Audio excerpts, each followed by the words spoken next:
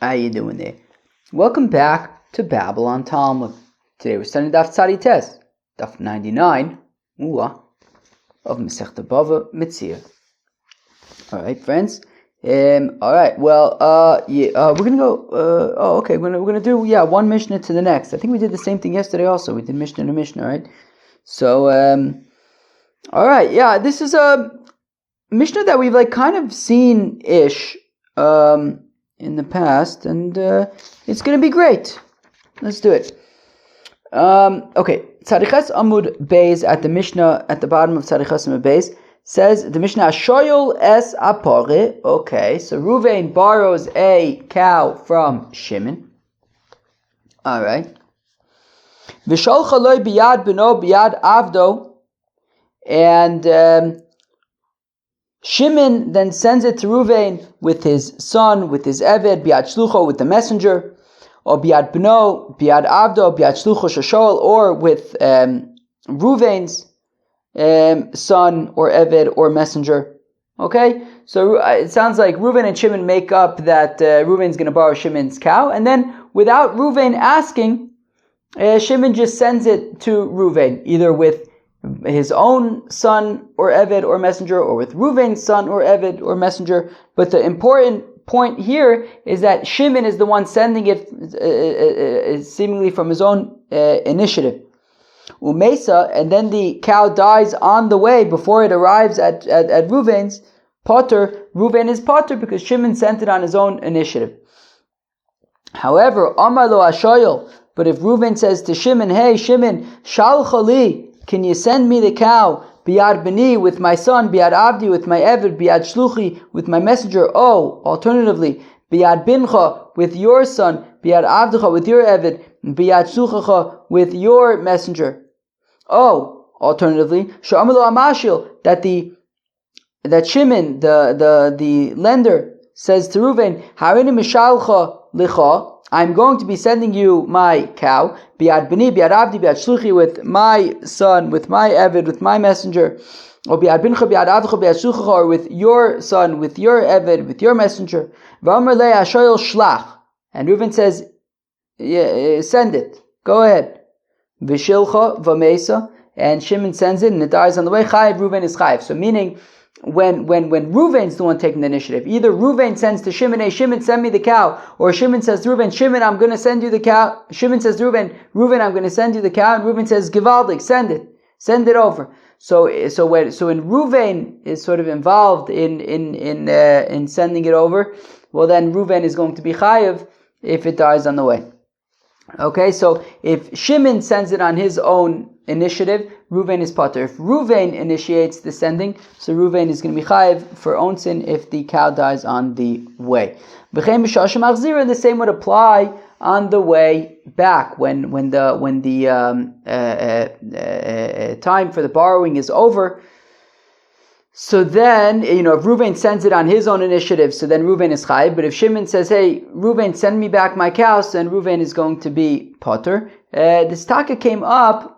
This is why I said earlier that we've kind of seen this before. This came up in the context of a shomer socher and a poil being like a shomer socher, and the shaila is what's the default status when he's done doing his work. And we tried to learn it out from here. Anyways. Okay, so now Fragdi Gemara, the Mishnah had said, what did the Mishnah say? The Mishnah had said that if Ruvain says to Shimon, hey Shimon, send me the cow. Okay, Shimon, send me the cow. Remember, Ruvain's the borrower, Shimon's the lender. I'm going to be talking about Ruvain and Shimon. Ruvain's the borrower, Shimon's the lender. For some reason, it's easier for me to talk about Ruvain and Shimon than it is to talk about the borrower and the lender. I don't know, I guess it just makes them into actual people and not concepts, I guess. Maybe it's easier to talk about people than concepts. I don't know. But I guess the harder part is that you have to remember who's who. Ruvain is the borrower, Shimon is the lender. So if Ruvain says to Shimon, send me your cow, okay? And Shimon sends the cow with his Eved. So we say that Ruvain is going to be chayiv. Right? If Ruvain says to Shimon, send me the cow, Shimon sends it with his Eved, Ruvain's going to be chayiv if it dies on the way. The question is why?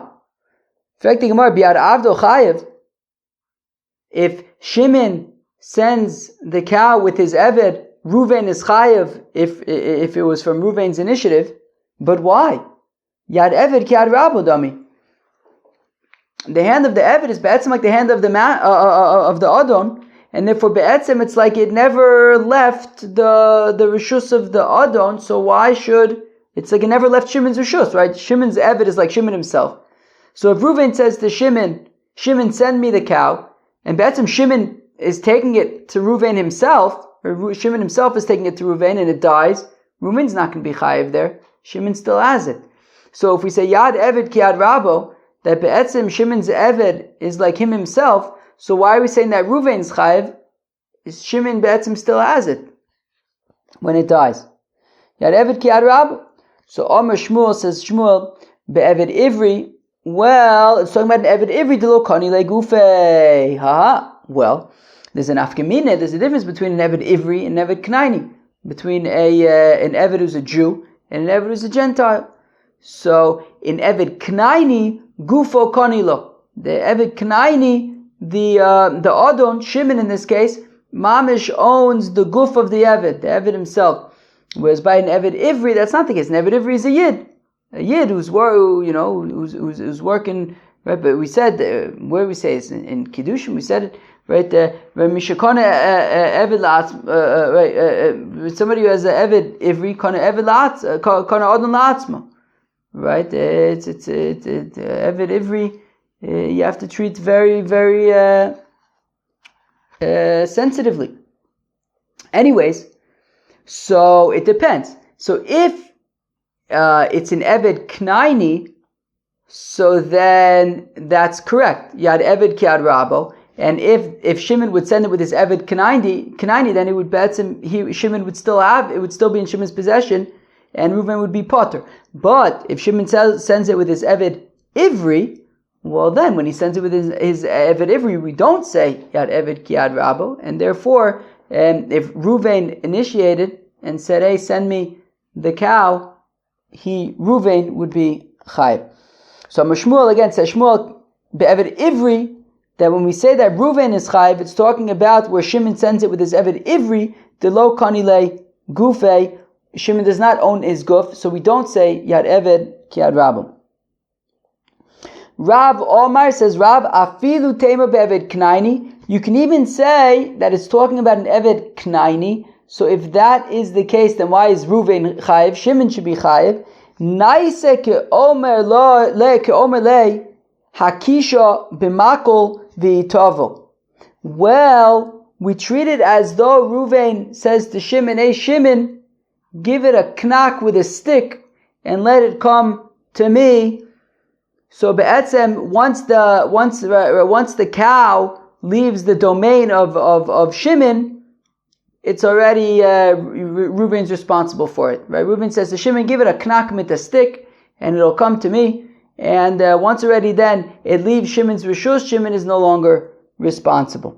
Okay, so again, so Rav Omer says, Rav afilu tema be'eved Knaini. You can even say that an Eved Knaini is bringing it to Reuben, and still Reuben is chayiv, because naise ke'omer, we treat it as though Reuben says to Shimon, "Hakisha b'makal, give it a knack with a stick, v'yitavo, and it'll come to me, and once it leaves your house, you're no longer going to be chayiv." Even though the Eved Knaini is taking it, but once it leaves Shimon's house, Shimon's no longer chayiv.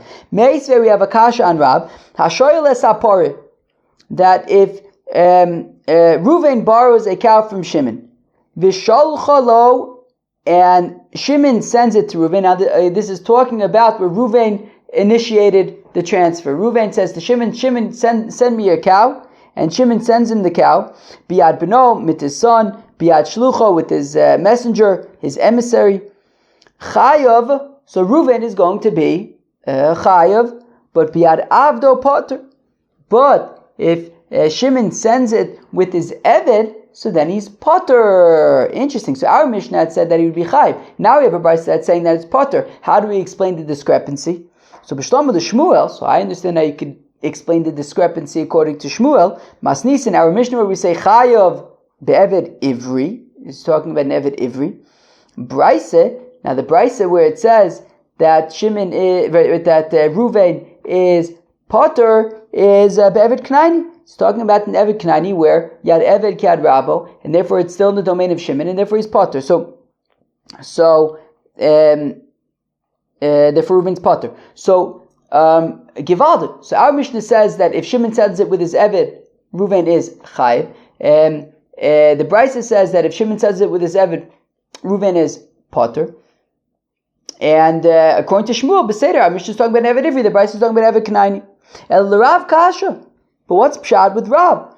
Because Rav had said that we treat it as though Reuven said to Shimon, give it a knack with a stick and let it come to me, in which case once it leaves the domain of Shimon, Reuven is automatically chayiv, regardless of if it's being taken with an Eved Knaini and Eved Ivri. It makes no difference. Right? And we said we treat it as though, so meaning no matter what, it seems that would be the case. Omer loch Rav, so Rav would say, although there's a girsa that takes out these 3 words, maybe it's taka better to leave out the 3 words. Lo tema naise ki omer lei. No, so don't say sort of this global perspective, which would make it difficult to explain the Mishnah and the Brisa. Don't say that we treat it as though Reuven says to Shimon. Don't say that we treat it as though Reuven says to Shimon, give it a knack with a stick. Because if that's the case, then we would treat every case as though Reuven says give it a knack with a stick. So then Reuven would always then be chayiv. So now to explain the Brisa. Ella Omer, Ella Ema, rather I'll say, Be'omar le hakisha b'makol v'hi tavo. No, rather say that our Mishnah is when he davka said, give it a knack with a stick and it'll come to me, so then Reuven's chayiv. But in the Brisa, he didn't say, give it a knack with a stick and it'll come to me, and therefore Reuven is potter, because if Shimon is sending it with his Eved Knaini, so then he still is in possession of it, of the cow. The Itmar, as it stated, Hashileni parascha, that if Reuven says to Shimon, lend me your cow, v'omerle, and Shimon says, biyad me, who will I send it with? V'omerle, and Reuven says, hakisha b'makol v'tovo, give it a knack with a stick and it'll come to me. So Amar of Nachman, Amar Rav Baravua, says of Nachman Rav Baravua, Amar Rav Nim Rav, Kevan sheyotzos me'rishus mashil u'meisa chayiv. Well, then once it leaves Shimon's rishus and it dies, well then Reuven at that point will be chayiv. Okay, I feel like there's something in my eye, but I don't really know what it is. It's not really in my eye. It feels like I feel like I have a hair like on my like eyelash thingies, and it's just being ever so slightly finicky. Where are we? Let's say that the following Brisa supports Rav. Okay, what does it say? Hashileni paroscha. Okay, Reuben says to Shimon, lend me your cow. V'amar le biad mi. And Shimon says, with who? V'amar le, and Reuben says to Shimon, hakishav makol v'tovo. Give it a knack with a stick and it'll come to me. Once it leaves Shimon's domain and it dies, Reuben is going to be chayiv. Well, that sounds, that definitely does sound like a support for Rav. Well, Rav Ashi says, you can explain why it wouldn't be a support for Rav. How can you explain such? It's like shtickle Masechta Eruvin over here. Here we're talking about my oh my. My oh my. This takes us back like 4 years. Maybe 3.5.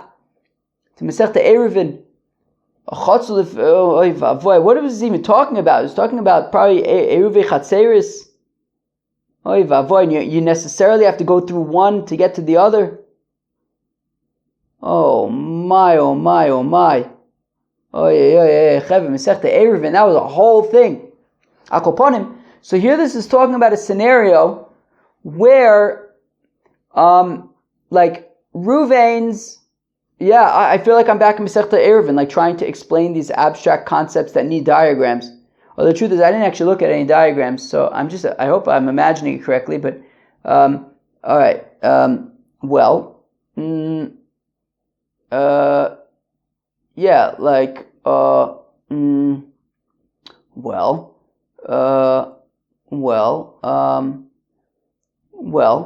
how about this? In the apartment that I'm in, so you come in through the front door. Now the front door is on one side of the house. The other side of the house doesn't have a back door. So the room all the way at the end is like the inner room, and you necessarily, if you're in the inner room at the back end of the apartment, so necessarily you have to walk through the outer room to get to the front door. It's like it goes from one street to the next. So you come in the front door, and you can walk straight through the apartment to so you walk in through the front door on one street, and then you can walk straight through the apartment, and then the windows are on the other street, right? Which is why the apartment's so noisy. There's two streets on either side, and then the windows on the other side of the apartment, right outside, the people park their cars. So like all night, people are parking their cars and explaining how much more space they have before they hit the next car next to them, and then they slam the doors a few times, or maybe more than a few times, or they leave the engine running, and they're listening to the radio with the windows open. Okay, whatever it might be. So, and that's just the people in the cars. Forget about the people walking on the street and screaming at 2 a.m. as if nobody's trying to sleep. Anyway, hey, calm down. Anyways, the point I'm making is that there's a door on one of the streets. There's no door on the other street. So therefore, you come into the house on one side, and you walk through like the main room in order to get to the room in the back. That's what we're talking about. So imagine that we're talking about renting a cow, right?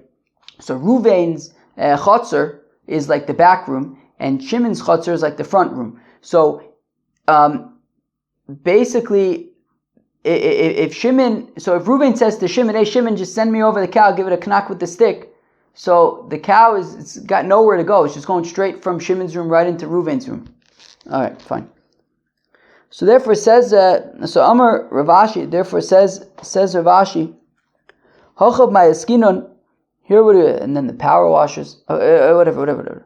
Okay, Hochab Mayaskinon, here what are we talking about? Kigon Sho'isa Chatzeru Shoyol Lifnim Mechatzeru Shel Mashil. Well, Ruvain's Chatzer was the inner one, and Shimon's was the outer one. How did we learn Masechta Eruvin without me talking about the power washers? What was I complaining about 4 years ago during Masechta Eruvin? What was I complaining? Ooh. Friends, remember what I was complaining about 4 years ago? Bobo. Remember Bobo? Ooh, I was complaining a lot. Bobo.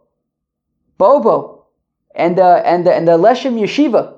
That's when I was it was during the coronavirus, and I was in a sublet, and the Leshem Yeshiva, they were doing everything outside. Bobo. Remember Bobo?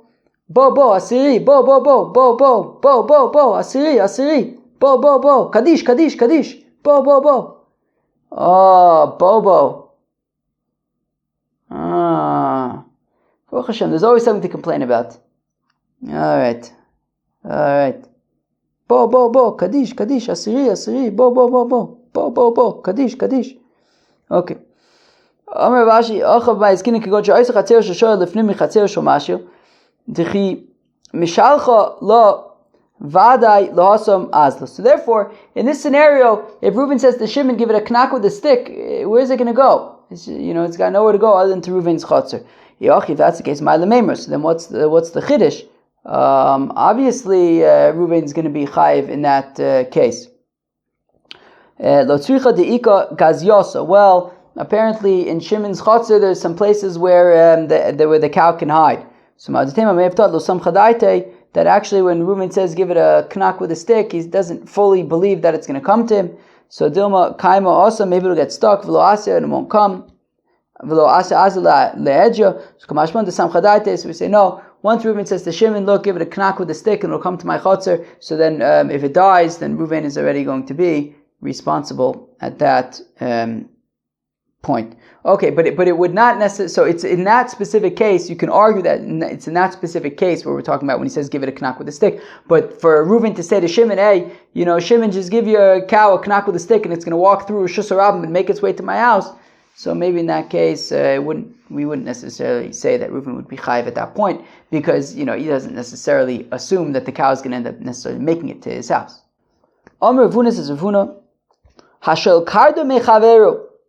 Okay, if Reuven borrows a hatchet from Shimon, baka bo kanao. If Reuven chops wood with the hatchet, so then Reuven is kona it. Lo baka bo lo kanao. If Reuven does not chop wood with the hatchet, so he's not kona it. The mai. What are we talking about? Kona it, not kona it. Remember the onsin. If we're talking about that, if onsin, right, that if it breaks somehow, so then he's only chayiv for onsin once he chops with it. But ma'ishna parit the mishal she'ela. But why should a hatchet be any different than a cow? A cow, from the time that you borrow it, right, as we said, right, Reuven says to Shimon, send me your cow. Shimon sends it with his son or whatever. Reuven's already chayiv if it drops dead. He hasn't used the cow yet. He hasn't plowed with it or anything. And he's already chayiv. So how come the hatchet would be any different? How come by a hatchet you're only chayiv once you chop with it? Why? What's the difference? Elo lichazor. Rather, it means to renege. If Shimon wants to say, I changed my mind, I don't want to lend it, he can do so until Reuven has chopped with it. Once Reuven has chopped with it, so then Shimon can't renege. Baka bo lo matzi. Where am I? So el l'chazor. Baka bo lo matzi adar bei mashil. So once Reuven chops with it, Shimon can't renege, can't take back his offer. Lo baka bo, but so long as Reuven has not chopped with the hatchet, matzi mashil hadar bei. Shimon can say, wait, actually, I don't want to lend it to you. Again, so long as Reuven has not yet, Lo bakabo matzimashal hadabei, right? So long as Reuven has not yet chopped with it, Shimon can say, hey, I changed my mind, I don't want to rent it. I don't want to lend it.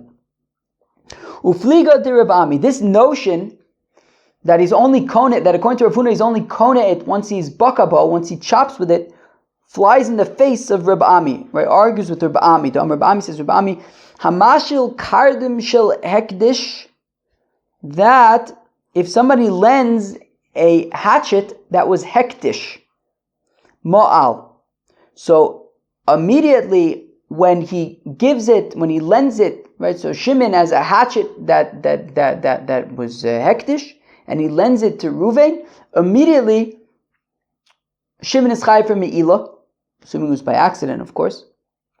Lefi tovas hanoah shabo, and the value that he needs to pay is lefi tovas hanoah. What does it mean lefi tovas hanoah? Because obviously he's not getting paid; he's lending it.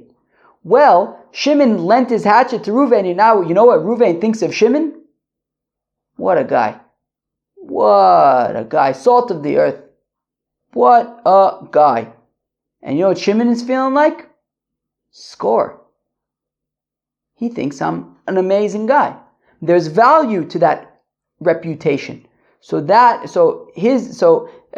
Shimon lending a hatchet to Reuven scored him some points. So the value of those points scored is what he needs to pay in terms of me'ilah, the value that he got from hektish. And look, the damage has been done. It was already yotzei l'chulin. Right, he lent out the hektish, he was mechalel it, and Reuven can chop all he wants at this point. V'i lo kanoo. What? V'i lo kanoo. Now here's the kasha on Rav Huna. If what Rav Huna is saying, if Rav Huna, right, according to Rav Huna, Reuven would not be kona it until he chops with it. Well, if that's the case, amai ma'al, why is Shimon automatically chayiv for me'ilah? So long as Reuven hasn't chopped with it, let him say, wait, hold your horses, give it back to me. And why are we saying that, look, the damage has been done, once Shimon lends it to Reuven, the damage has been done, Reuven cannot chop with it. Nehadre v'lo likne v'lo limol. Well, if what Rav Huna is saying is correct, that Reuven is only kona it once he chops with it, well then let Reuven give it back to Shimon, avoid me'ilah, don't make a kinyan, it won't be me'ilah, just reverse it, right? The damage hasn't been done yet, according to Rav Huna. But here we see that Rav Ami is saying that immediately the damage has been done, so we see that Rav Huna is arguing with Rav Ami. Fine. Ufliga de Rabbi Lazar, and this oichet argues with Rabbi Lazar. The Rabbi Lazar says, Rabbi Lazar kederech shetiknu mishicha bilekuchis, kach tiknu mishicha b'shom.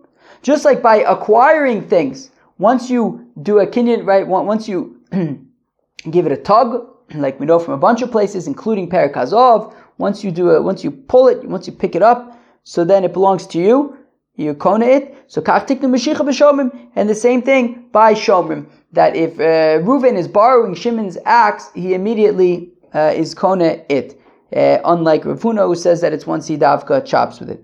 Tanin Am Yochi, we have a brisa like that kishem shetiknu meshicha belekuchis, that just like there's a meshicha when it comes to buyers, kach tiknu meshicha b'shomrim, that we also have meshicha by a shomrim, that once Reuven takes the axe, the hatchet, he's already kona it, unlike Rav Huna.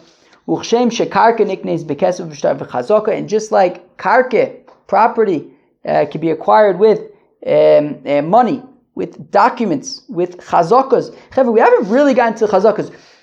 Remember, like chazaka has come up. Remember how like Perek Hazov got into like into the nitty gritty, into the practicals, to the actuals of like kinyan chalifin and how a kinyan actually works. We had been talking about kinyanim, since Masechta Kiddushin at least, but we really got into the nitty gritty of how like kinyan sudar and how actually acquiring things work in Perek Hazov. So we haven't really gotten into the nitty gritty of how chazakas work. So I'm not exactly, I don't know yet when we're definitely going to get into the nitty gritty pretty soon. I assume maybe even in the next parak, or if not, I think the Chezkas Habatim is the third parak of Masechta Bava Basra. I have to imagine we're going to be experts on how chazakas work at some point. We're just going to keep on learning. We are going to get to everything. We've learned so much already in the past 4.5 years. There is so much still to learn. Our cups will be overflowing. Okay, and just like a property can be acquired with money, with documents, with chazakis, kach schirus, also renting is nikne bekesav v'shtar v'chazaka, is with money, documents, and chazakis schirus my avidste. What does renting have to do with anything? Amar of chizda schirus karka, when you're renting property. If you're renting a house, so just like if you buy a house, you could acquire a house with money, documents, chazakis. So also, if you're going to rent a house, the rental takes effect by money, by documents, by chazakis. Reuven steals date cakes from Shimon.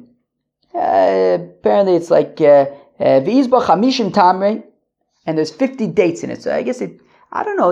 In Shuk Machne Yehuda, they don't sell dates like that.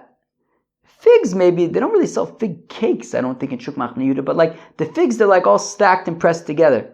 The thing with the figs is that there's a lot of bugs in them. They taste good, but like every, I don't know, like 25% of them, I think have like worms in them. And it's just like kind of like the dates, some of them have bugs in them. You buy like a box of dates. Let's say, I don't know how many dates are there in the box of dates. 30 dates. You'll probably find, let's say 3-4 that have bugs in them.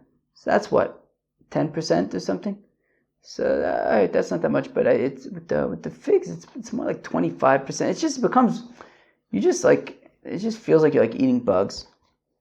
But they do taste pretty good. Al Kuponim, you don't really see these like date cakes, I don't think, in Shuk Machne Yehuda, but they must be there. So Reuven steals like these like pressed dates from Shimon. All right. So Reuven steals these pressed dates from Shimon. And there are 50 dates pressed together.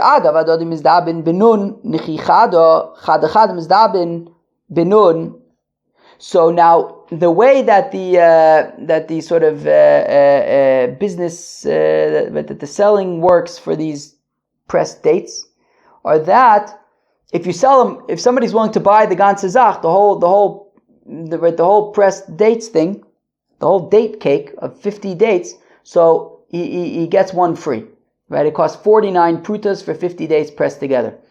But if he sells them individually, one at a time, well, then he'll sell them for a pruta each, i.e. it'll come out to 50 prutas. So Reuven stole these 50 dates from Shimon. The question is, how much does he pay Shimon? Does he pay him 49, which is like the like bulk amount, or does he pay 50, which is the individual amount? So lehedget mishalim chamishim nechichada.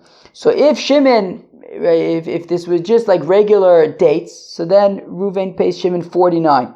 Lehektish, but if these were dates belonging to Hektish, mishalim chamishin, well then Reuven needs to pay 50, v'chumshayu, as well as an additional chomesh, because he stole from Hektish.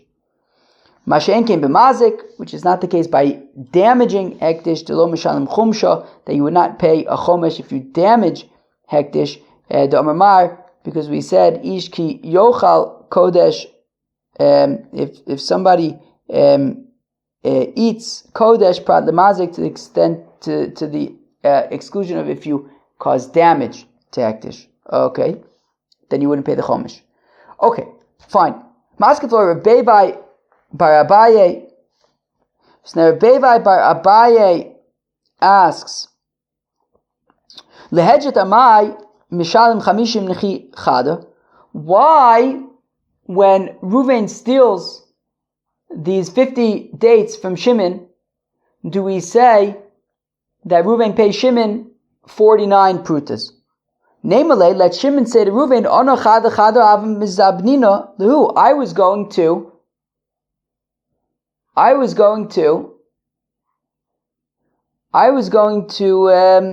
sell them one at a time, which would have been 50.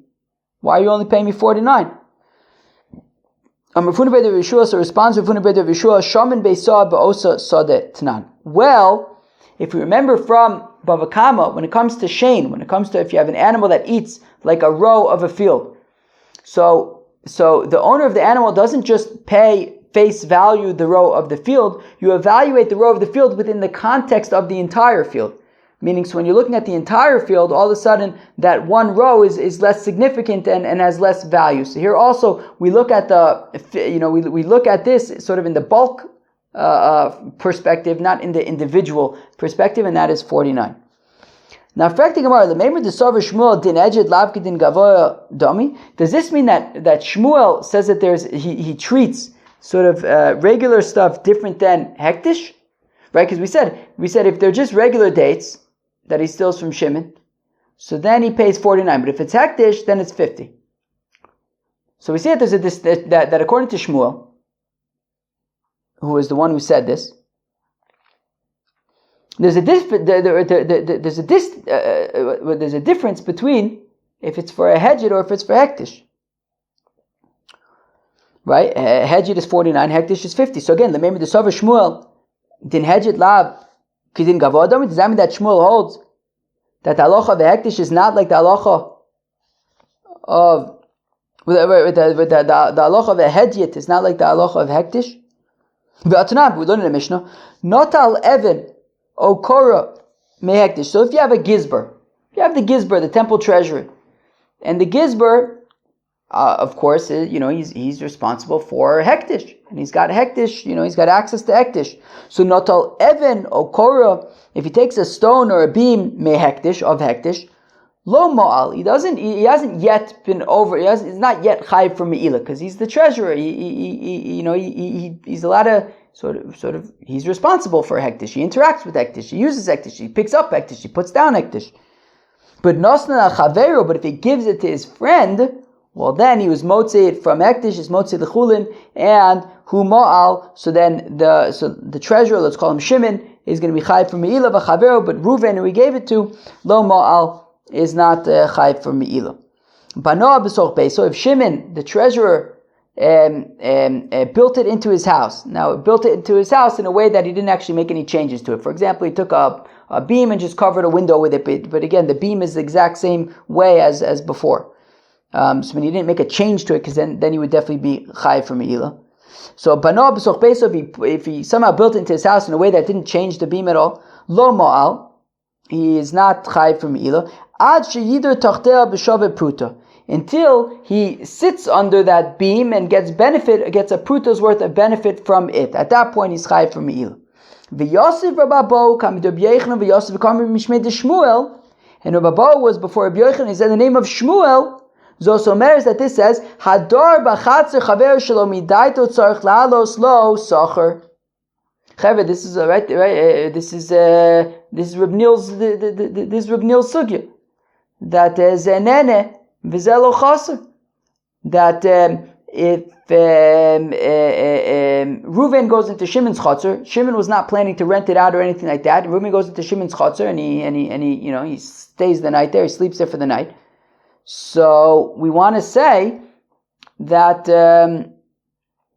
from the fact that if Shimon, the treasurer, sits under this beam and gets benefit of a pruta, he's going to be chayiv from Me'ilah. Well, then that would also imply then that if Reuven goes into Shimon, and not Shimon the treasurer, but Shimon, a guy who has a chutzner, Reuven goes into Shimon's chutzner and gets benefit from it, he should have to pay Shimon, just like the treasurer has to pay for getting benefit from Me'ilah, from Hektish. So again, there's also meres. So from the situation with the treasurer getting benefit from sitting under the beam, so this also, and he's chayiv, so this also implies that if Reuven goes into Shimon's chatzar and Zenene v'zelu chatzar, he's also going to be chayiv. Hadar b'chatzar chaver shelo midato, if Reuven goes into Shimon's chatzar without Shimon's knowledge, again, this isn't Shimon the treasurer, this is just Shimon the guy who owns a chatzar, tzarich la'alos lo sacher, Reuven would have to pay Shimon, just like the treasurer has to pay for sitting under the beam. So we see that Shmuel seems to be equating a hedjit and hektish. He's saying just like by hektish, getting benefit by sitting under a beam is relevant, so also by a hedjit, Reuven getting benefit from Shimon's chatzar, even though it's zenene v'zelo chatzar, Shimon wasn't planning to rent out the chatzar, it doesn't matter. Reuven should be chayiv to pay. So we see that Shimon is equating a hedjit and hektish. Hadar be'Shmuel me'ahi. No, Shmuel actually changed his mind and does not equate in the situation of zenene v'zelo chaser. But wait, how do we know that Shimon changed his mind in terms of the comparison for zenene v'zelo chaser? Maybe he changed his mind over here with the dates and the 49 and the 50. No, he definitely changed his mind from zenene v'zelo chaser. Kidirava, because after all Rava says, the Amarava, hektish shalomidas kehedjit midas dami. That hektish shalomidas, that when the treasurer sits under the beam and gets benefit, even without even without the knowledge of hektish, of the treasury or anything, he just sits under the beam, he's chayiv. And says Rava, that is the equivalent of when Reuven goes to Shimon's chatzar and Shimon protests.